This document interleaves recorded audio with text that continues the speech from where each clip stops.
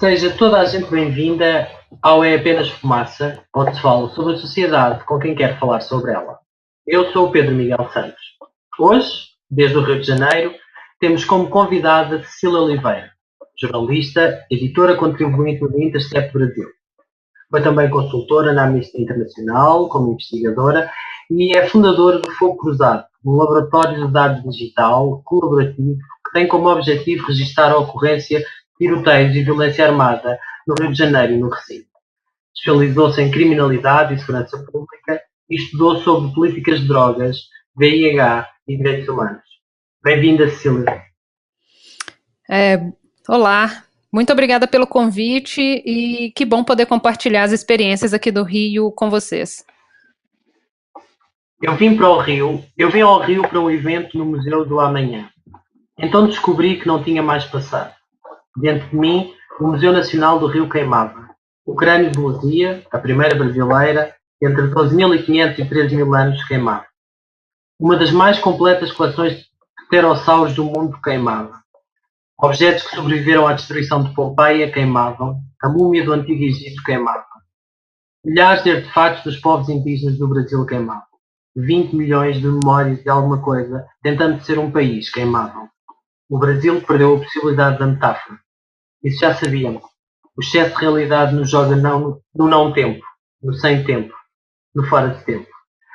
Acabamos de ouvir um excerto do texto O Brasil queimou e não tinha água para apagar o fogo, de Eliane Brum, jornalista, escritora e documentarista brasileira, publicado no portal El País Brasil, a propósito do incêndio que destruiu 90% das coleções do Museu Nacional do Rio de Janeiro, na noite de dia 2 de novembro de 2018, há 2 dias. Foi fundado por Dom João VI e o museu festejava este ano os 200 anos. Era o mais antigo do país, a mais antiga instituição científica brasileira e o maior museu de história natural da América Latina, com um acervo de cerca de 20 milhões de peças. Cecília, o que é que significa esta tragédia, tendo em conta a situação económica e social do Brasil? Que simbolismo é que tem? Entre aspas, de fato o símbolo do momento que a gente está passando, no sentido de que a gente realmente vem perdendo muito especificamente de uns 5 anos para cá. A gente vem perdendo muito sob vários aspectos. O retrocesso que a gente vem enfrentando desde a crise política e econômica, especificamente mais forte depois de 2016, realmente pode ser simbolizada com essa perda de uma parte massiva de nossa história, né? De fato. Então, muitas pessoas têm lamentado, não sem razão, a perda de parte da nossa história, mas que pode ser refletida como esse momento que a gente tem vivido agora, de uma perda sucessiva de direitos, como a PEC do teto de gastos, que realmente corta o investimento, congela os investimentos, por exemplo, em cultura nos próximos 20 anos. E são medidas de austeridade que foram votadas pós-impeachment da Dilma e que são medidas extremamente impopulares, né, mas que não levam de fato em consideração o desejo da sociedade, porque se você pergunta para uma pessoa, é óbvio que ela quer que seja investido em cultura, em educação e saúde, e que esse gasto não fique estagnado por 20 anos, porque isso é simplesmente inconcebível. Então tem de fato esse simbolismo. Mas vale pontuar, obviamente, que o desdém com os bens públicos não é uma marca só do governo de agora, tanto é que nos últimos 10 anos, 7 grandes museus passaram por perdas como esta. Então não é uma exceção e não é uma exclusividade do governo vigente, é realmente uma situação de descaso de muitos e muitos anos, tanto que o último presidente a visitar o Museu Nacional foi Juscelino Kubitschek, há décadas atrás. Então, o simbolismo também na situação de que os chefes de Estado não se importam com a nossa história. O museu completou 200 anos esse ano e nenhum convidado de peso político expressivo, nenhum ministro de Estado, nenhum chefe de Estado esteve presente, aceitou o convite para poder participar das comemorações. Então tem esse simbolismo mesmo. A Unesco, a delegação da Unesco no Brasil emitiu um comunicado dizendo que era a maior tragédia para a cultura brasileira e lembrava também, e passo a citar, outras perdas expressivas em museus brasileiros, como foram recentemente os casos do Instituto Butantan, em 2010, do Memorial da América Latina, em 2013, do Museu da Língua Portuguesa, em 2015, e da Cinemateca Brasileira, em 2016. E também houve muita gente que relembrou o grande incêndio que aconteceu em 1978 no Museu de Arte Moderna, no Rio de Janeiro, onde se queimaram quadros de Picasso, Miró, Dalí, centenas de artistas brasileiros. Portanto, não é de agora esta ideia da cultura estar um pouco longe das prioridades políticas. A agência Lupa, uma agência de verificação de factos brasileira, foi verificar os programas dos 13 candidatos presidenciais e só 2 falam e referem especificamente propostas para proteger os museus relacionados com a cultura. Neste caso, Marina Silva da Rede e o PT. Isto é uma coisa que parece estar distante das prioridades políticas, mas o que tu estavas a dizer é que não está distante do dia a dia, das conversas das pessoas. Como é que se explica uma coisa e outra? Que as pessoas queiram essa cultura e que os políticos não reflitam essa vontade. O que a gente percebe, e que, como eu frisei, não é uma coisa nova, é que o clamor popular e o poder vigente, eles estão separados há muito tempo, né? Não é uma novidade. Então, isso se reflete também na questão da preservação da memória,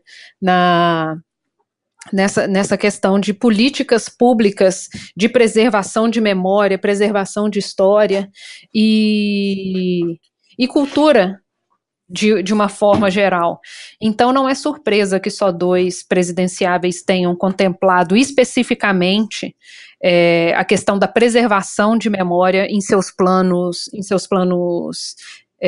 de governo.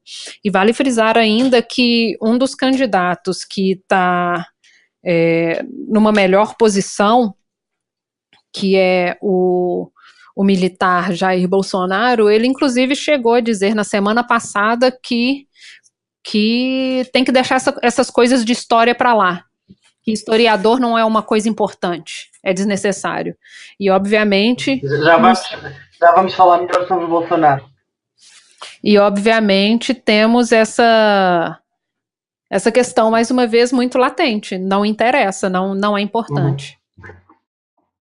Mas tu falaste há pouco na questão dos cortes, não é? E nos últimos dias apareceram bastantes dados que fazem a comparação entre o que é o investimento federal no Museu Nacional, por exemplo.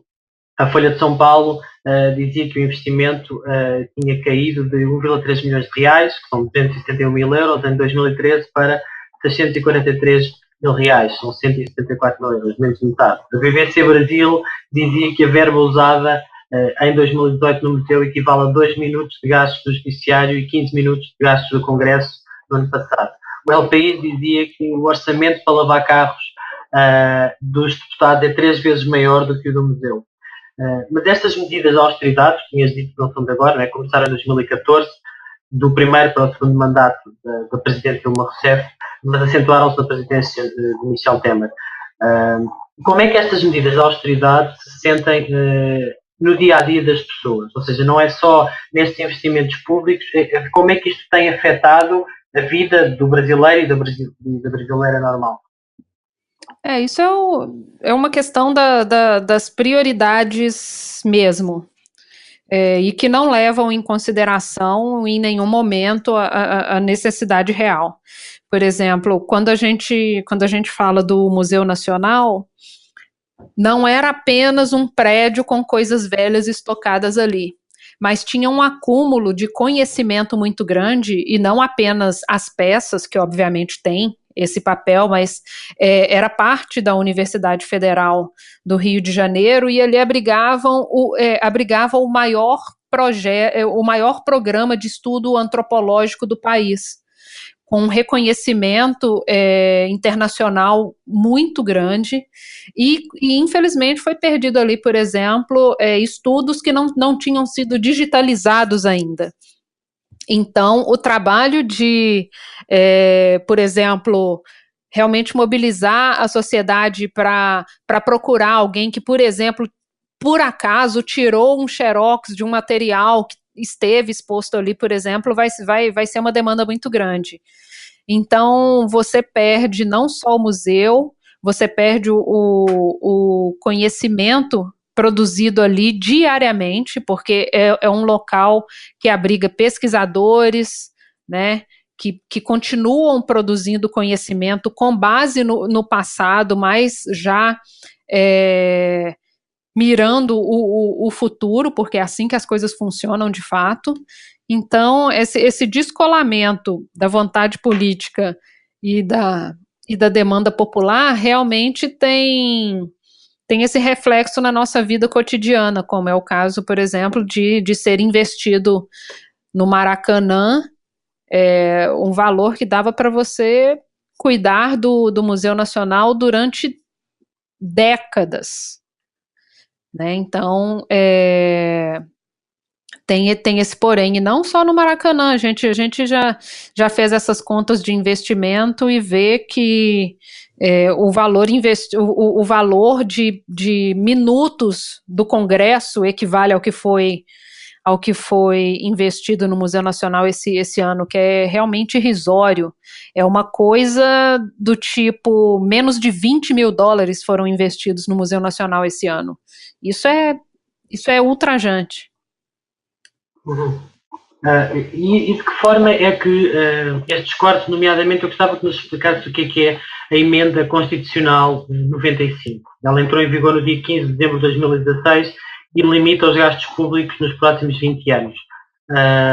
Que impacto é que isso já está a ter? Houve muitas pessoas no Brasil que invocaram esta emenda, mas ela, na verdade, só está a vigor há menos de um ano. Como é que será o Brasil 20 anos preso a uma legislação que limita de forma muito grande o gasto público, não é? Que não é só na questão dos museus, tem que ver com a educação, com a saúde.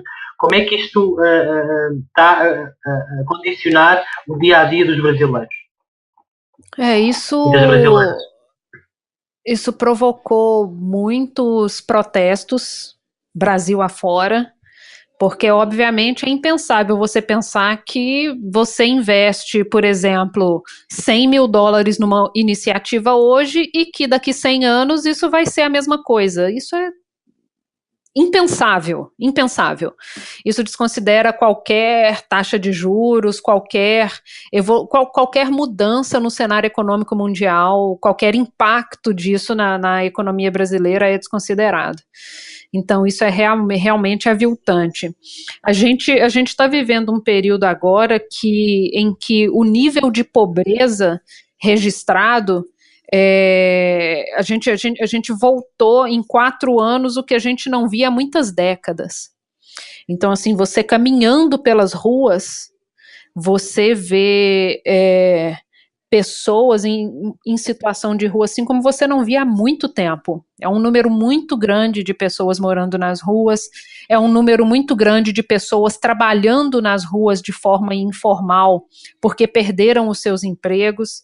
Então, é uma coisa assim, o impacto disso na vida do brasileiro comum, o cotidiano, é desesperador, No passado dia 3 de agosto, vários relatores especiais da ONU dirigiram-se ao governo brasileiro através de uma carta conjunta que tinha o seguinte título: o Brasil deve colocar os direitos humanos antes da austeridade. Isto depois do Ministério da Saúde brasileiro ter divulgado que, depois de 26 anos a baixar, a taxa de mortalidade infantil tinha aumentado em 2016. Tinha passado de 4,9 para, ou melhor, de 14,3 em 2015 para 14,9 mortes por 1000 pessoas registados e atribuía-se isso ao Zika e à crise económica. Mas os peritos da ONU foram muito duros e não falavam só disso. Diziam, e vou citar, as mulheres e crianças que vivem na pobreza são entre as mais atingidas, assim como a população afrodescendente, as populações rurais e as pessoas que vivem em assentamentos informais. Dizia também, existe um equívoco frequente entre governos e instituições financeiras internacionais de que as crises económicas podem justificar todo e qualquer corte nos serviços essenciais e nos direitos económicos e sociais. Mas exatamente o oposto é verdadeiro. E continuam, as medidas de austeridade devem ser tomadas apenas com a análise cuidadosa do seu impacto, em particular porque elas afetam os indivíduos e grupos mais desprivilegiados. Elas devem ser consideradas apenas após uma avaliação abrangente do impacto sobre os direitos humanos. Tal avaliação deve contemplar seriamente alternativas políticas menos prejudiciais, como aumentar os impostos para os mais ricos, antes que um fardo ainda maior seja colocado sobre os menos favorecidos. Isto são frases e palavras muito fortes. Tu achas que tem algum efeito estas advertências no panorama político brasileiro? Na presidência, no Senado, na Câmara dos Deputados? Olha, o momento político do Brasil é extremamente delicado. Essa eleição presidencial desse ano é realmente uma das mais que vai ter um impacto muito grande, porque a gente está numa situação decisiva, de fato. A briga entre correntes políticas nunca esteve tão latente, né? O país está imobilizado desde 2016 ali. Poucas coisas com impacto direto foram voltadas, as pautas estão travadas, né? Porque os congressistas eles estão de fato ali ocupados em fazer lobby para poder garantir a vitória da sua corrente política nas eleições desse ano, porque são eleições com maior impacto, são presidentes, governadores, Congresso Federal, estadual, o peso é muito grande. Então, essas pessoas elas têm travado as pautas, as votações, e as coisas estão literalmente travadas.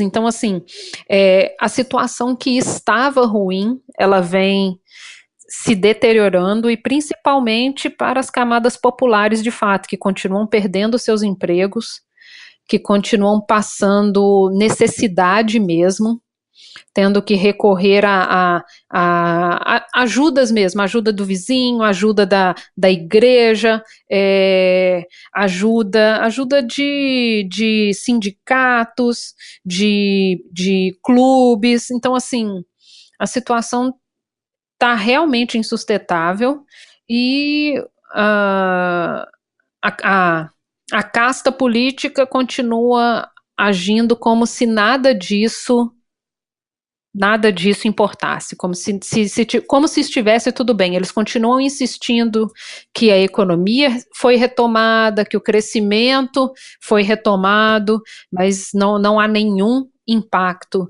sobre a violência, sobre a vida cotidiana das pessoas, que não seja realmente só de piora. Mas os especialistas que assinaram isto, por exemplo, Juan Pablo Boholavsky, que é o especialista independente para a dívida externa e os direitos humanos, e relatores especiais para o direito à alimentação, moradia, direito à saúde física e mental, direito à educação, direito humano à água e saneamento, são pessoas, são peritos internacionais da ONU. Diplomaticamente, isto é um posicionamento muito forte. Isto não avala nada, não tem nenhum efeito na discussão política e no tipo de comportamento? O efeito nas decisões políticas que têm sido tomadas é de fato muito pequeno, porque a casta política ela se sente blindada, e sempre que há uma mobilização popular para poder lutar contra essas decisões, como foi a PEC do teto de gastos, como foi o projeto da reforma trabalhista. Sempre que houve mobilização, houve de fato o empenho das polícias para conter essas massas e uma contenção extremamente violenta.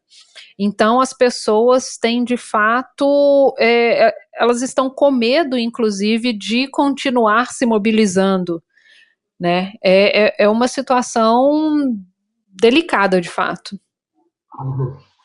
Uma pessoa que parece que não tinha medo era Marielle Franco, ex-vereadora do Rio de Janeiro, foi morta no dia 14 de março, com 38 anos, no Rio de Janeiro, quando estava no seu carro, depois de vir de uma conferência chamada Jovens Negras Movendo as Estruturas. Pelo menos 9 tiros foram disparados, 4 atingiram o seu crânio. O seu motorista, Anderson Pedro Gomes, foi morto também. Marielle era favelada do Complexo da Maré, negra, mulher, lésbica, feminista. Explica-nos quem era Marielle e o que é que ela representava. A Marielle realmente representava ali era como se ela fosse, entre aspas, uma infiltrada, né, na forma convencional de fazer política. Marielle, ela vem lutando pela garantia de direitos, pela consolidação de um Estado de fato democrático há muitos anos, muitos anos. Então, ali, quando ela decidiu se candidatar, ela foi de fato, ela foi uma das vereadoras mais votadas no estado, sendo que era a sua primeira eleição.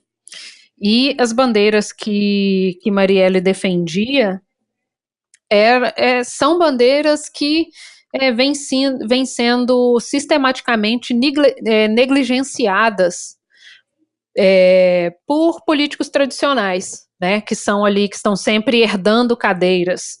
Os herdeiros políticos não se envolvem com essas questões como violência policial, como a política de drogas, o encarceramento massivo, especialmente da população negra. Então, o fato de Marielle ter chegado à Câmara significa que, de fato, há um clamor popular pela discussão e debate desses temas, porque esses temas impactam a vida da população geral de uma forma extremamente cotidiana, né?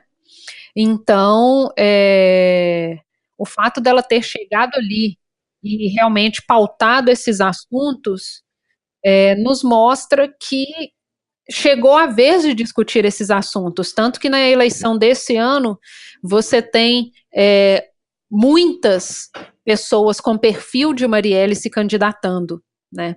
Então isso realmente é um alento, saber que, apesar de Marielle não estar mais entre nós, as suas ideias fizeram eco. Então a gente tem mais pessoas se candidatando com o perfil de Marielle, carregando as bandeiras que Marielle carregava.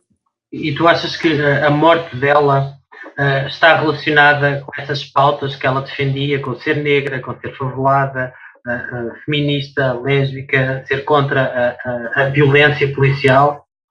Eu acredito que a morte de Marielle tem a ver com a forma antiga de se fazer política no estado do Rio de Janeiro, ignorando,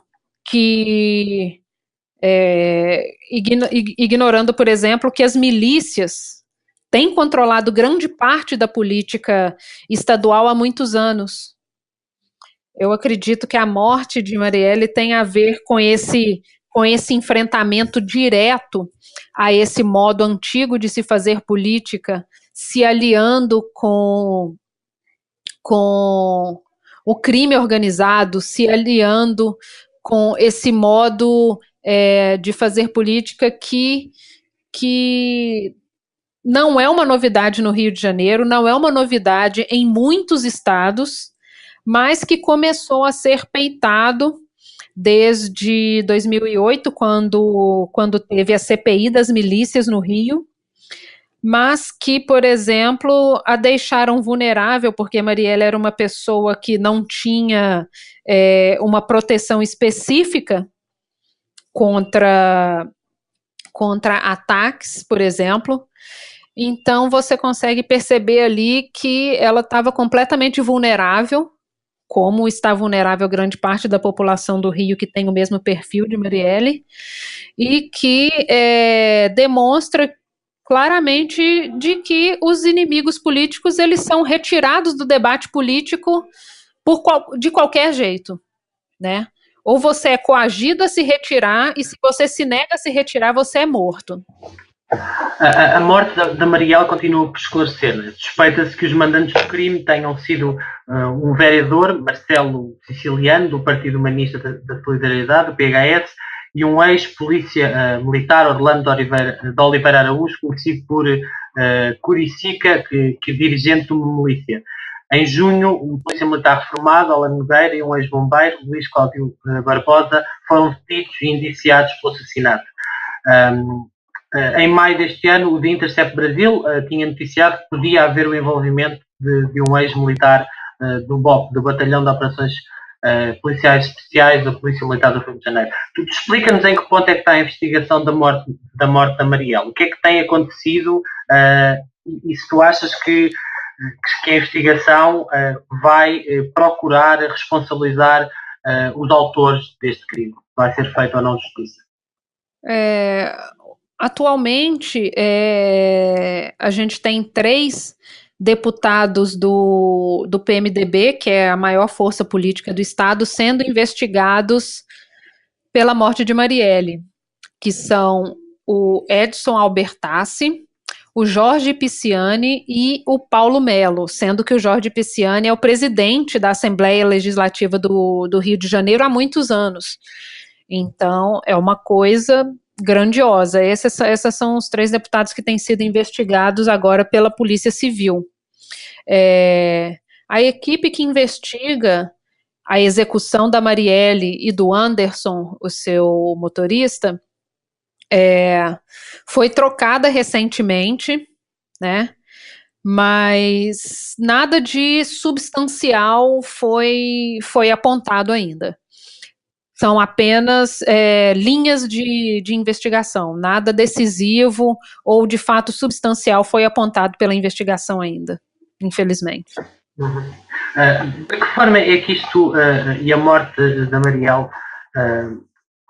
se relaciona com a violência do Rio, nomeadamente com a medida que, por exemplo, o Presidente Michel Temer e o Governo Federal decretaram no dia 16 de Fevereiro uma intervenção federal de segurança no Rio de Janeiro, passando a responsabilidade do Comando de Segurança do Rio para as Forças Armadas e Militares. Isto não acontecia desde o final da ditadura brasileira. Que intervenção é esta e como é que ela se sente no Rio? Podes-nos explicar? A intervenção federal de cunho militar, ela foi decretada ali em 16 de fevereiro desse ano, ou seja, ela está em curso aí há pouco mais de 6 meses e deve permanecer no mínimo até o dia 31 de dezembro, e o que se tem notado com essa intervenção é que os índices de violência não foram reduzidos, pelo contrário, eles cresceram de forma assustadora. Então você tem ali o recorde de roubos de rua maiores desde 2006, você tem um índice de homicídios em decorrência de intervenção policial, a questão de realmente pessoas que são mortas pelas forças policiais, é o maior número desde 2008, e o número de chacinas cresceu assustadoramente. Então, assim, o que os interventores e, de fato, os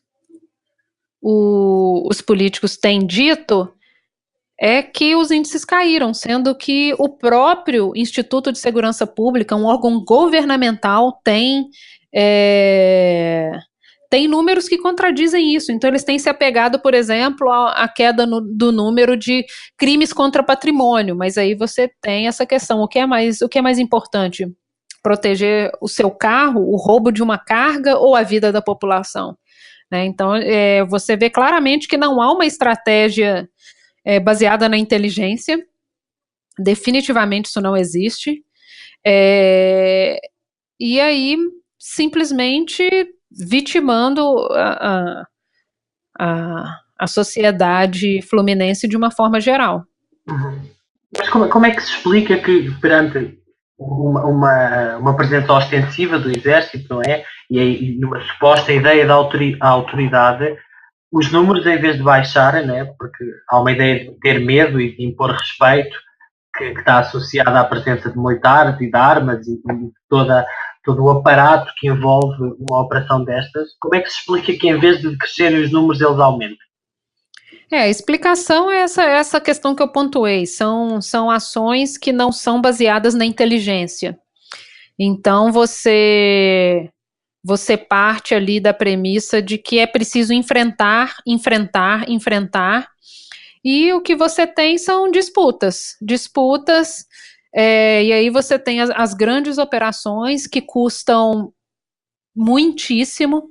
Até o momento já foi gasto mais de 50 milhões só em operações policiais, sem contar todo o resto que envolve a movimentação do Exército no Rio, só durante essas mega operações. E o impacto disso é irrisório, é desprezível, na verdade. Você tem operações com 3, 4 mil homens para poder apreender o quê? 3 pistolas, 100 quilos de uma droga qualquer. Qual o impacto disso real na vida das pessoas? Absolutamente nenhum. O PPC, o primeiro comando da capital, foi fundado há precisamente 25 anos, no dia 31 de agosto de 93, e é a maior organização criminosa do Brasil, teve origem em São Paulo.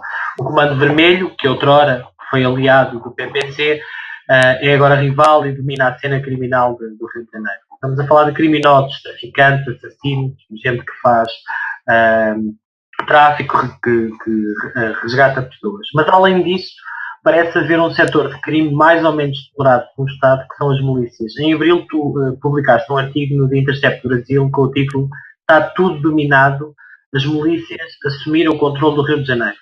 Eu gostava que nos explicasse o que é que são as milícias, que papel é que elas têm na violência que existe hoje em dia no Brasil, e qual é a relação entre as autoridades policiais e estes comandos de traficantes e de criminosos. Onde é que as milícias entram no meio de tudo isto? No Rio, houve ali na década de 90 um delegado de polícia chamado Hélio Luz. E o Hélio Luz, ele tinha uma visão bem crítica sobre a atuação da política no Rio de Janeiro, e seus pensamentos continuam muito vivos. Ele dizia que não se comete crimes no Rio de Janeiro sem a anuência da polícia. Não existe crime no Rio de Janeiro sem que a polícia saiba do que está acontecendo. Então,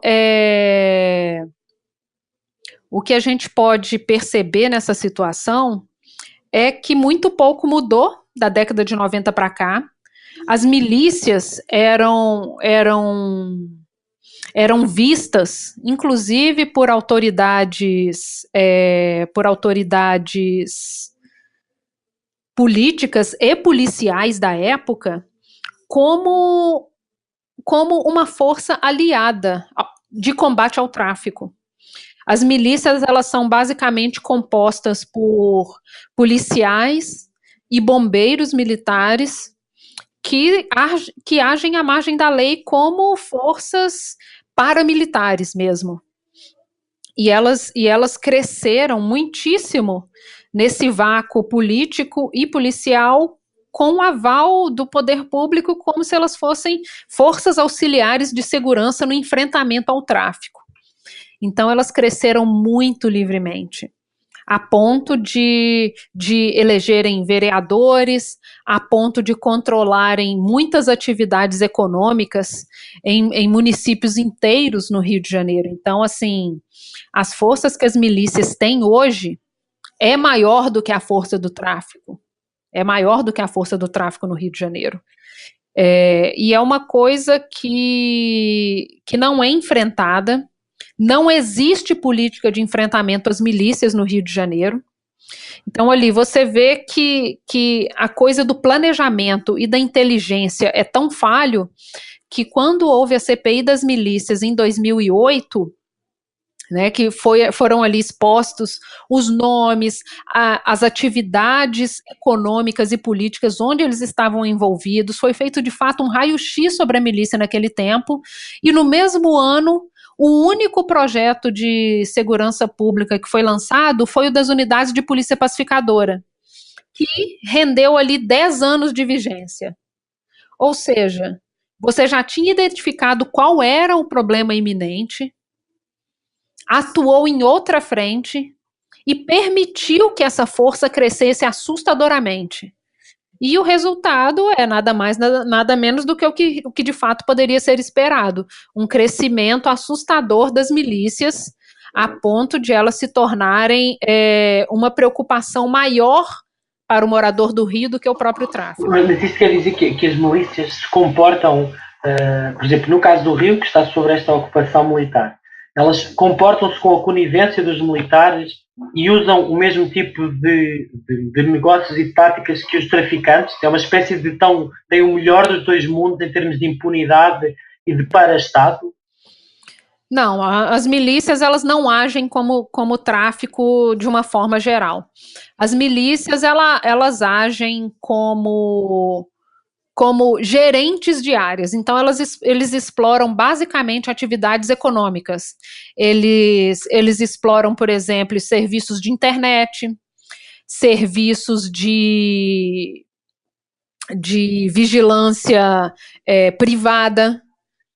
Eles regulam serviços de gás nessas regiões. Então, eles lidam mais com atividades econômicas, com prestação de serviços. E o foco grandioso ali na segurança privada. Ou seja, eles entram na sua rua, eles vão, você querendo ou não, prestar o serviço de segurança na sua rua e você tem que pagar por isso. Então, só recentemente é que em algumas áreas eles têm desenvolvido atividades que são atividades inerentes ao tráfico. Então, em algumas áreas eles começaram, inclusive, a vender drogas, mas isso ainda é uma minoria, uma exceção. Mas isso não é o que faz a máfia? Exatamente. Exatamente isso. É porque toda a descrição do comportamento e dessas práticas condiz com tudo aquilo que se sabe, que são as várias máfias, seja italiana, seja noutro país qualquer, não é? É sempre uma imposição da força e uma existência para lá daquilo que são os poderes legalmente instituídos e o controle estatal. Exatamente. É uma coisa que lembra muitíssimo as máfias. A grande influência política, o controle de áreas inteiras e de suas atividades econômicas ali. É de fato uma coisa que lembra muitíssimo a atividade das máfias. Em outubro, o Brasil vai a eleições, elege uma nova presidente ou vice-presidente da República e membros do Parlamento. 513 deputados federais, 54 senadores, além de 27 governadores dos Estados e do Distrito Federal. Nas últimas semanas foram divulgadas notícias de que o Comando Vermelho do Ceará, que é uma organização criminosa, proibiu campanhas de candidatos ligados às corporações militares, nomeadamente Jair Bolsonaro. O Procurador Regional Eleitoral do Ceará solicitou o envio de tropas federais para garantir a ordem. De que forma é que esta violência toda que nós tivemos a falar em cima, sejam os traficantes, sejam as milícias, seja a ocupação militar, condiciona o ato eleitoral que vai acontecer em outubro? Pois é, essa é uma situação que a gente já tem visto no Rio há muitos anos. né? Então, o que a gente pode perceber é que o que os outros estados têm visto agora, a gente já tem visto no Rio de Janeiro há muitos anos, né? Seja por influência do tráfico ou por influência das milícias, é uma coisa que não é novidade no Rio há muitos anos. Então, isso mostra que não há uma troca de experiências entre os estados, não há uma sistematização das informações que deveriam ser informações de inteligência, não há esse intercâmbio de informações entre os estados, de fato, entre os estados que lidam com problemas similares, porque o tráfico não é um problema exclusivo do Rio de Janeiro. Então, você poderia perceber que um problema que a gente enfrenta aqui hoje pode ser enfrentado em outro estado daqui 2, 3 anos, não se sabe. Mas o que se percebe é essa falta total de comunicação entre as polícias e total falta de interesse da União também em gerir as informações que os seus estados produzem. Uhum. Mas, Cecília, como é que isto se materializa? Tu disse que já acontece no Rio há muito tempo. Isto quer dizer que são dadas ordens a pessoas para impedir a campanha, que se proíba a votação, que não há determinados candidatos de determinados partidos na zona onde foi feita essa proibição. Como é que isto acontece? Isso acontece de uma forma até muito rústica, vamos dizer assim. Porque quando essas organizações, elas costumam gerir territórios. Então, por exemplo, tem uma facção que domina um bairro específico e ela simplesmente proíbe que se faça propaganda política de algum político que ela não apoia naquela região. Então é muito comum ver que alguns políticos só façam propaganda política em determinadas áreas. Por exemplo, o Marcelo Freixo, que hoje é deputado estadual aqui no Rio e que liderou a CPI das milícias, ele foi, durante muito tempo, proibido de fazer propaganda política nas regiões, nos bairros da Zona Oeste, que eram bairros onde ele investigou milicianos. Então, tem essas restrições, as pessoas, os milicianos, os traficantes, eles dão esses avisos, seja pelas redes sociais, o aviso chega ao candidato e fala, olha, é melhor você não ir nesse lugar, porque você pode ter algum problema. Então, os avisos chegam, de uma forma ou de outra. Quer dizer que o Marcelo Freixo, neste caso, o exemplo que deste, que era deputado do Partido Socialismo na Liberdade, o PSOL, e fez a CPI, quer dizer, a Comissão Parlamentar de Inquérito, ele não foi fazer campanha lá? Não foi. Então, assim, por causa dessas ameaças que ele tem sofrido há muitos anos. Ok. E isso acontece noutros sítios, em outros candidatos, independentemente de ser ou uma milícia ou um traficante. Basta que tenha, que a facção ou que o órgão que se sente ameaçado queira vingar-se de um deputado ou de um político. Isso, você pode ter situações, por exemplo, em que políticos de determinadas áreas, eles simplesmente, entre aspas, alugam um espaço e eles vão fazer campanha só nessa região mesmo. A gente tem uma família de Campo Grande, que é a chamada família Jerominho, em que muitos deles foram eleitos vereadores nas regiões e têm influência nas prefeituras, nas secretarias. Então, eles determinam ali as áreas que nós vamos fazer propaganda são essa e ninguém entra aqui, ponto final. Tanto é que eles são acusados, por exemplo, de fazer chacinas em determinadas áreas para poder avisar as pessoas que, se não votar na gente, as pessoas vão morrer. E isso tudo são questões abertas, porque já são alvo de investigação há muitos anos, inclusive. Então, não é nada nem que seja novidade para a gente, infelizmente. Então, por exemplo, esse tipo de informação, essas investigações que já foram feitas, o modo como a milícia e o tráfico lidam com a política, por exemplo, já poderiam ter sido repassadas para outros estados como prática de experiência mesmo, né? Mas é isso. O que acontece num estado fica só naquele estado e ponto final. Uhum. Na madrugada deste sábado, o Tribunal Superior Eleitoral do Brasil decidiu por maioria, 6 votos contra 1, que Inácio Lula da Silva seria inelegível à presidência do Brasil. Ainda assim, o Lula, ou a campanha de Lula, promete recorrer a decisão para o Supremo Tribunal Federal. O Comitê dos Direitos Humanos da ONU considerou que o Estado brasileiro tem que tomar todas as medidas necessárias para permitir que Lula, e passo a citar, desfrute e exercício dos seus direitos políticos a partir da prisão como candidato às presidenciais de 2018, incluindo o acesso apropriado à imprensa e a membros do seu partido. Porquê é que tu achas que o PT continua a dar a ideia de que será possível Lula candidatar-se estando preso? Tu achas que é possível isto acontecer? Que ele seja de facto um candidato? Olha, essas eleições no Brasil, elas estão nebulosas a um nível que a gente não via. Eu não lembro de ter visto isso nessa situação na minha vida, sinceramente. E é isso, eu tô com quase 40 anos. Já passei por algumas eleições, vamos dizer assim.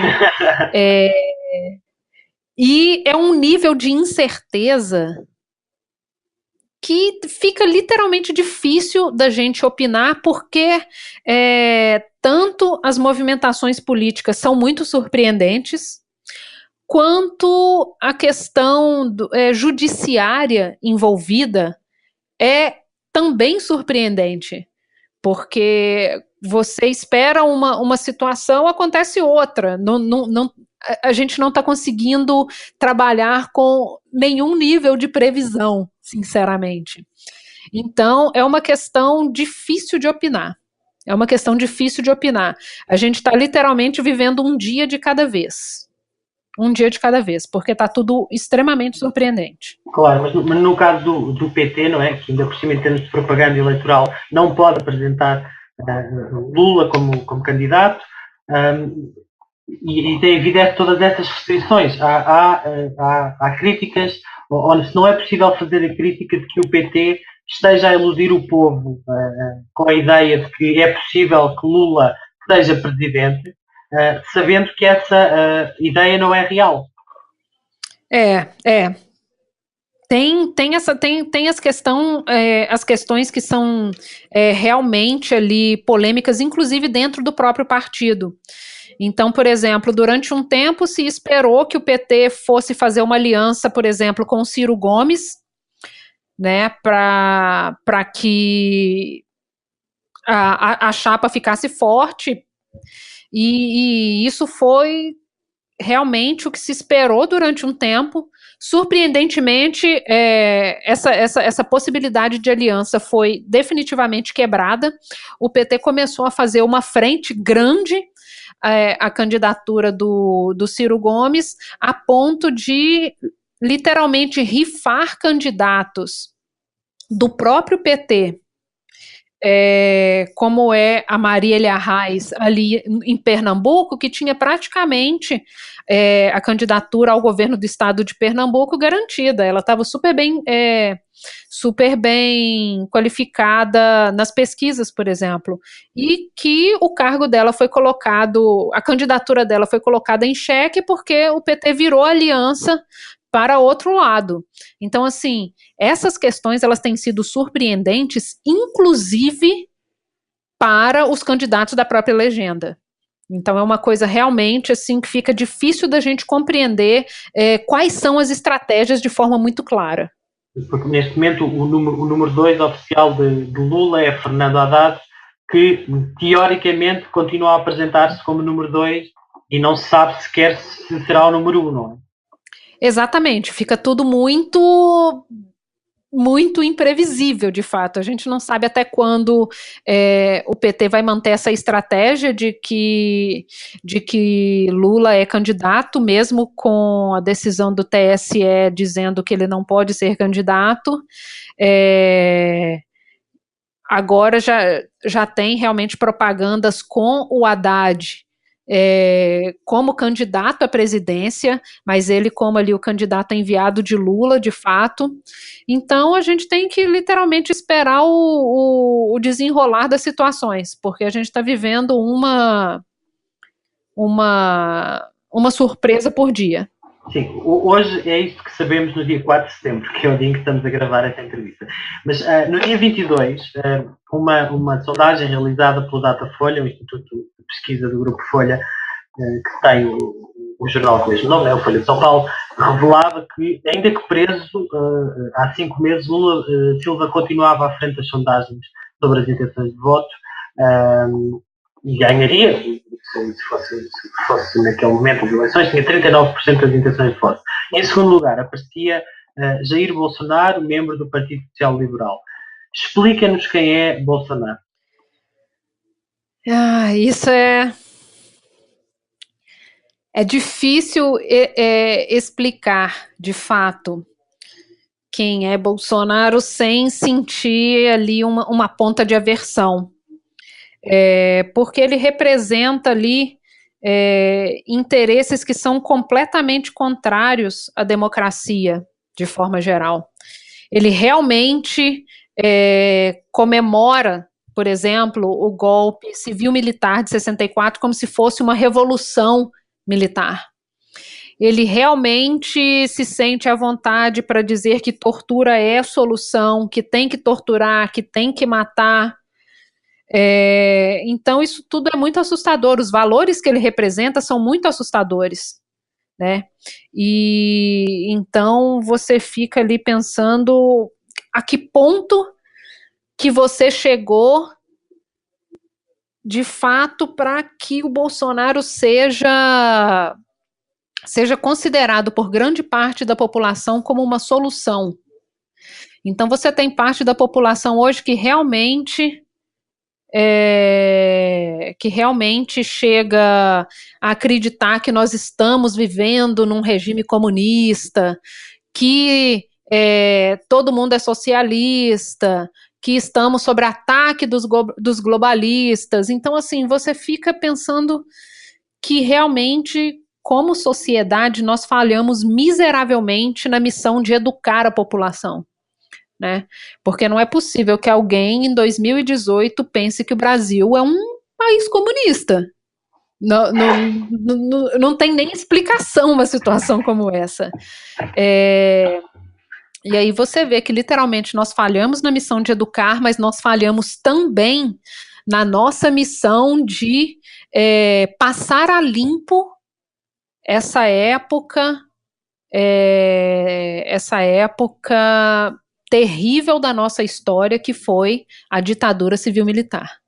Então, nós não passamos a limpo isso, nós não demos nome às pessoas, nós não nomeamos as vítimas, nós não contamos essas histórias, né? Então, a gente realmente permitiu que essa história fosse cooptada e recontada de uma forma completamente conveniente para quem apoia esse tipo de agenda.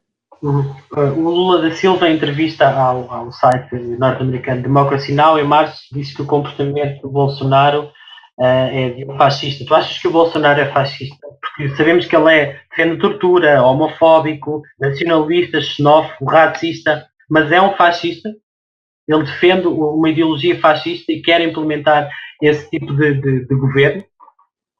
Eu acho que ele releva coisas extremamente... Desculpa, vou voltar aqui. Eu acho que ele realmente elege como coisas primordiais para a agenda dele, coisas que a gente já viu em outras eras da nossa história e que nos remetem, de fato, ao fascismo, como é a questão ali da da família acima de tudo, de um Deus que só ele tem e que todas as outras coisas ou são imorais, ou é pecado, ou não podem ser aceitas, não podem acontecer, não existe respeito O lema a da campanha, nada que desculpa interromper, o lema da campanha dela é Brasil acima de tudo, Deus acima de todos. exatamente. Tem essa questão de que se você não é uma pessoa com o perfil que ele acha moralmente aceito, você é uma pessoa que não tem o valor. Né? Então, assim, você vê que ele desconsidera com muita frequência mulheres, ele ataca com muita frequência pessoas negras, índios, quilombolas, que são pessoas com esse perfil de gente que vale menos, né? Não tem ele fala que, por exemplo, quilombolas não têm valor econômico, não produzem, né? Então você vê que isso é de uma isso é inclassificável. Explica o que são quilombos, Cília, por favor. As pessoas quilombolas, elas são pessoas descendentes de pessoas que foram escravizadas e que tiveram como parte de reparação histórica, eles tiveram acesso à terra e detém ali, por exemplo, algumas áreas de propriedade que, por exemplo, o Bolsonaro diz que são inférteis, que são estéreis e que são um peso para a economia do país. Claro. Muitas das pessoas que tu disseste que são alvo, e disseste que são publicamente alvo daquilo que Bolsonaro diz, por exemplo, ele disse este dia 1 de setembro, sábado, vamos fuzilar a petralhada aqui do Acre, vamos botar esses picaretas para correr do Acre, já que gostam tanto da Venezuela, essa turma tem que ir para lá, só que lá não tem nem mortandela, vão ter que comer capim mesmo. Este tipo de discurso e esta violência, de alguma forma, estão ligadas àquilo que tu falaste no início, não é? A ideia de parece que há uma guerra permanente, pelo menos nos grandes centros urbanos ou na mídia, que faz com que as pessoas... É isso que pode explicar que um ex-militar e alguém que defende as armas, como Bolsonaro, tenha este sucesso. Porque realmente não consigo enxergar uma outra justificativa para isso, né, de fato. Então, o que a gente consegue perceber é que o futuro não está tão bom. Mesmo que ele não vença as eleições agora, significa que ele está aí no debate político e que ele teve muito espaço para crescer e fomentar as suas ideias em outros políticos, ou seja, o Bolsonaro de hoje são muitos, né? Então, a gente já tem esse passivo, querendo ou não. Claro. Soube-se ontem que ele foi o primeiro político no Brasil a conseguir R$1 milhão de financiamento através de crowdfunding, do contributo das pessoas através da internet. Isto é bastante surpreendente. Ontem, uma notícia do portal UOL noticiava que o Bolsonaro é o primeiro presidenciável a conseguir arrecadar R$1 milhão através de crowdfunding, do contributo das pessoas, além de ele ter apoio de bastantes empresários. Portanto, é uma máquina e um poder e uma influência que não é só de alguns setores, não é? Que claramente está implementada num conjunto da população, como aliás acontecia com o Trump nos Estados Unidos, não é? E uma grande crítica que se fez depois da eleição de Trump foi que se estava a caricaturá-lo sem ir perceber porque é que as pessoas estavam a votar nele. Isso mostra realmente o campo que ele conseguiu abrir durante esse esses últimos anos, em que, apesar de realmente ser um deputado federal, por exemplo, ele gastou a maioria do seu tempo realmente fazendo campanha.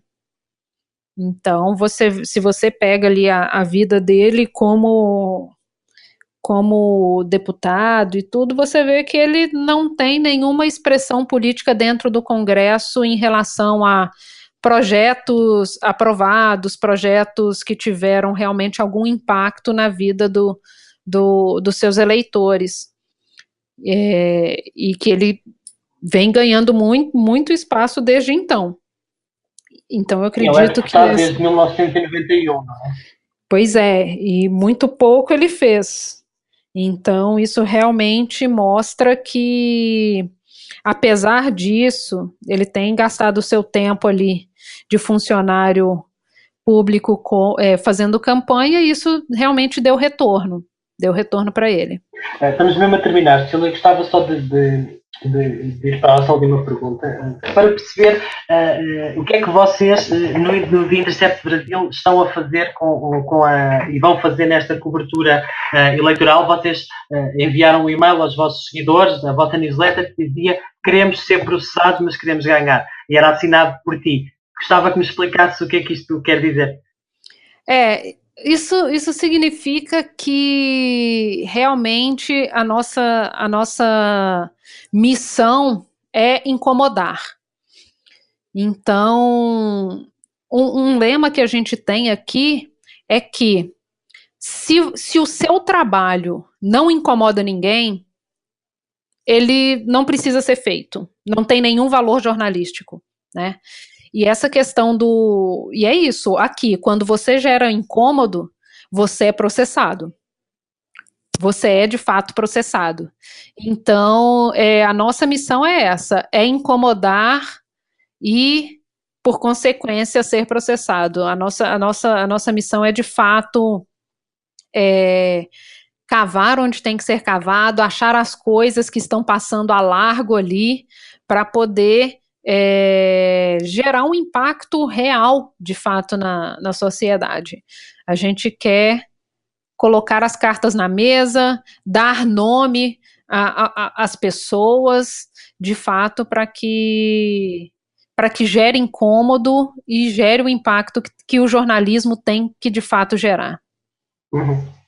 Cília, muito obrigado pela nossa conversa, por ter sido este tempo. Este foi mais um episódio do É Apenas Fumaça, onde fala sobre a cidade com quem quer falar sobre ela. Obrigado, Cília Oliveira, jornalista do Dia 27 Brasil.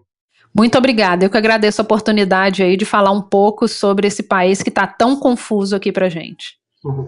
O Fumaça é produzido por Ana Freitas, Bernardo Afonso, Frederico Raposo, Maria Almeida, Pedro Duzarte, Ricardo Esteves Ribeiro, Sofia Rocha, Tomás Pereira, Tomás Pinho e por mim, Pedro Miguel Santos.